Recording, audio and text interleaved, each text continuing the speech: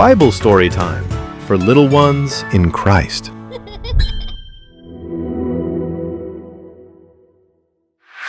Hi குட்டீஸ், மீண்டும் Bible story டைமுக்கு உங்களை அன்போடு வரவேற்கிறேன். போன வாரம் நம்ம யாக்கோபை பற்றி பார்த்தோம்ல. யாக்கோபு வந்து மாமா வீட்டிலேருந்து மிகுந்த ஆசீர்வாதங்களோடு மனைவி பிள்ளைகளோடு ஆடு மாடுகளோடு திரும்பி வந்து பதான் அராமிலிருந்து கானான் தேசத்துக்கு என்ன பண்ணுறான், வர்ற வழியில் அநேக தூதர்கள் அவனை சந்திக்கிறாங்க. உடனே பார்த்து இது தேவனுடைய சேனை அப்படின்னு சொல்லி அதுக்கு மக்னாயிம் என்று பேருறாங்க. ஏன் அந்த இடத்துல தேவதூதர்கள் அனுப்புறாங்க தெரியுமா?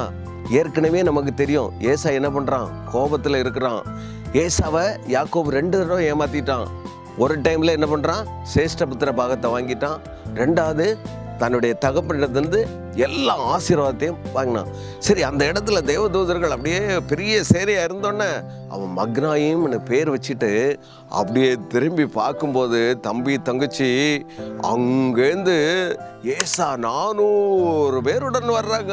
ஆடு மாடு ஜனத்திரள் கூட்டம் 400 பேரோட ஏசா வந்தோடனே இப்போ ஏசா வந்து என்னை என்ன பண்ணுவார், ஒருவேளை என்ன கொலை கூட பண்ணி போடலாம் அப்படின்னு சொல்லி ரொம்ப பயந்து முன்ன வந்து பிள்ளைகளை அனுப்பலாமா, இல்லை ஆடு மாடுகளை அனுப்பலாமா, இல்லை ஆடு மாடுகளை அனுப்புனா முதல்ல அதை அடித்தா கூட பிள்ளைகள் தப்பிடுவாங்க, அதை பெரிய ஆட்களை அப்படியே அவர் ரொம்ப அப்படியே பிளான் பண்ணும்போது கிட்டத்தட்ட 2 பேரும் கிட்ட வந்துட்டாங்க. ஏசாவும் யாக்கோபும் அப்படியே கிட்ட வந்துட்டாங்க. உடனே யாக்கோபு என்ன பண்ணார் தெரியுமா, அப்படியே 7 தடவை பணிந்து அப்படியே ஏசாவுடைய காலில் விழுந்த உடனே ஏசாவுக்கு மனசு ரொம்ப உருகிடுச்சு. என்ன இருந்தாலும் தன்னுடைய சொந்த தம்பி இல்லை, தம்பி தப்பு செஞ்சாலும் நம்ம மன்னிக்கணும் இல்லையா அப்படின்னு ஒரு நல்ல எண்ணத்தில் அப்படியே அந்த யாக்கோபை அப்படியே கட்டி பிடிச்சி முத்தம் விட்டாங்க. இப்போ 2 பேரும் கட்டி பிடிச்சி முத்தம் எடுக்கிறாங்க. பாருங்க தம்பி தங்கச்சி, எந்த சூழ்நிலையில ஏசப்பா தூதர்களை அனுப்பி ஏசாவுடைய மனசை மாற்றி இப்போ 2 பேரும் என்ன ஆயிட்டாங்க, ஒரே சகோதரர்கள் ஆயிட்டாங்க. உடனே யாக்கோபு சொல்றாரு, அண்ணா நான் உனக்கு என்ன வேணும்னா தருகிறேன், என்கிட்ட ஆடு மாடுகள் நிறைய செல்வங்கள் இருக்குது, நீ எவ்வளோ வேணுமானா எடுத்துக்க அப்படின்னு சொன்னேன்னு ஏசா சொல்றாரு, எனக்கு அதெல்லாம் ஒன்றும் தேவையில்லை, எனக்கு ஏசப்பா எவ்வளோ ஆசீர்வதிச்சிருக்காரு. தம்பி தங்கச்சி, நம்ம ஒரு விஷயம் யோசிக்கணும். இதே யாக்கோபு என்ன பண்ணாங்க, ஏசா கிட்ட இருந்து ஆசீர்வாதத்தை வாங்கினாரு. அப்பா என்ன சொன்னாரு, ஆசீர்வாதத்தை வாங்கிட்டாரு, என்கிட்ட ஆசீர்வதிக்க வேற ஆசீர்வாதம் இல்லைன்னு சொன்னாரு. ஆனா ஏசா விடாம அழுததுனால மறுபடியும் என்ன பண்ணாரு, ஏசாவுக்கு ஒரு ஆசீர்வாதம் கொடுத்தாரு. அந்த ஆசீர்வாதத்தை விட ஏசப்பா இப்ப ஏசாவை என்ன பண்ணிருக்காரு, பயங்கரமா பிளஸ் பண்ணியிருக்காரு. ஒருவேளை மனுஷ ஆசீர்வாதம் நமக்கு தேவைதான், ஆனா எல்லாவற்றிற்கும் மேலாக நம்மளை ஆசீர்வதிக்கிற தேவன்.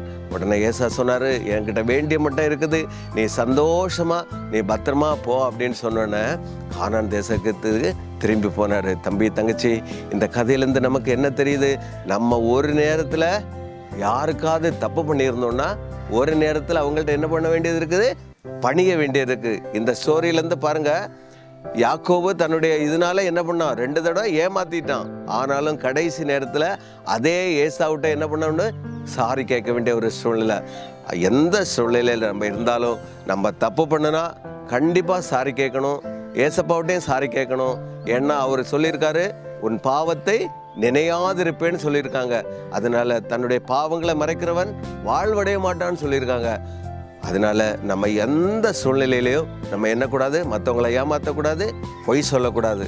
சரி தம்பி தங்கச்சி, இந்த நாளுக்குரிய வேத வசனத்தை நம்ம கற்றுக்கொள்ளலாமா? வேதம் சொல்கிறது, தேவனிடத்தில் அன்பு கூறுகிறவர்களுக்கு சகலமும் நன்மைக்கு ஏதுவாக நடக்கிறது என்று அறிந்திருக்கிறோம். ரோமர் 8:28. மறுபடியும் எல்லாம் சேர்ந்து சொல்லுவோமா? தேவனிடத்தில் அன்பு கூறுகிறவர்களுக்கு சகலமும் நன்மைக்கு ஏதுவாக நடக்கிறது என்று அறிந்திருக்கிறோம். ரோமர் 8:28. ஜெபம் பண்ணலாமா? கண்ணை மூடுங்க, கை கூப்புங்க. அன்புள்ள இயேசப்பா, யாக்கோபை போல ஆண்டவரே நாங்களும் சகோதரரிடத்தில் ஒப்புரவாகி நல்ல பிள்ளைகளாக நடக்க உதவி செய்யும். ஒருவேளை நாங்கள் எங்களுடைய சகோதரர்கள் பேசாமல் இருந்தால் இப்பொழுதே நாங்கள் எங்கள் சகோதரர்களை மன்னித்து நாங்கள் நல்ல பிள்ளைகளாய் நடக்க நீர் உதவி செய்ய வேண்டும் என்று எங்கள் அருமை இரட்சகர் இயேசு கிறிஸ்துவின் வல்லமுள்ள நாமத்தில் ஜெபிக்கிறோம். ஜெபங்கேளும் எங்கள் நல்ல பிதாவே. ஆமேன். மீண்டும் அடுத்த வாரம் வேறு கதைகளுடன் உங்களை சந்திக்கிறேன். அதுவரை கர்த்தர் உங்களை ஆசீர்வதிப்பாராக. பாய்.